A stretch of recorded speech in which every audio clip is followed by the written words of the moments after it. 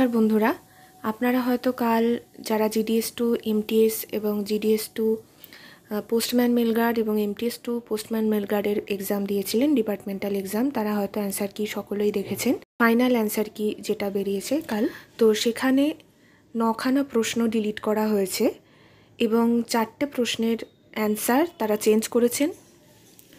9টা প্রশ্নের মধ্যে যারা নাম্বার ক্যারি করছিলেন, মানে সেই 9টা প্রশ্ন যাদের ঠিক হয়েছিল এবং তাদের নাম্বারের ভিত্তিতে যারা প্রভিশনাল অ্যান্সার কি দেখে নিজেদের নাম্বার ক্যালকুলেশন করেছিলেন, তাদের ক্ষেত্রে নাম্বারের হেরফের হয়তো অনেকটাই হবে এবং এই প্রশ্নগুলো আউট অফ সিলেবাস থাকায় ক্যান্সেল করা হয়েছে।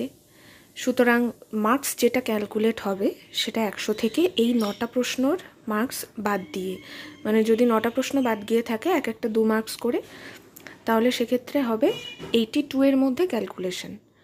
এবার আপনারা আগে যে মার্কসটা পাচ্ছিলেন, এক্ষেত্রে দেখা যাবে যে সেটা অনেকটাই কমে গেছে, কারোর কিছুটা কমবে, কারোর অনেকটা কমবে।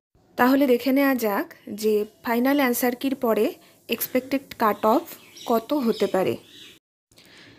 ইউআর ক্যাটাগরির ক্ষেত্রে cut off range 64 to 70।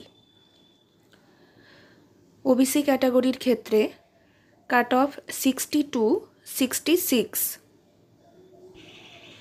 SC ক্যাটাগরির ক্ষেত্রে কাট অফ 50 to 56 এই রেঞ্জের মধ্যে থাকা উচিত, এবং এসটি ক্যাটাগরির ক্ষেত্রে কাট অফ 38 to 42।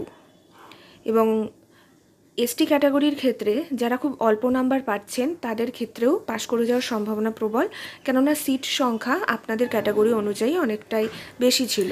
যে রেঞ্জ আমি বললাম কাট অফের, তার সাথে +-2 হতে পারে। যাই হোক, আপনারা আপনাদের কত মার্কস আসছে জানাবেন। আজকের মতো এটুকুই, ধন্যবাদ।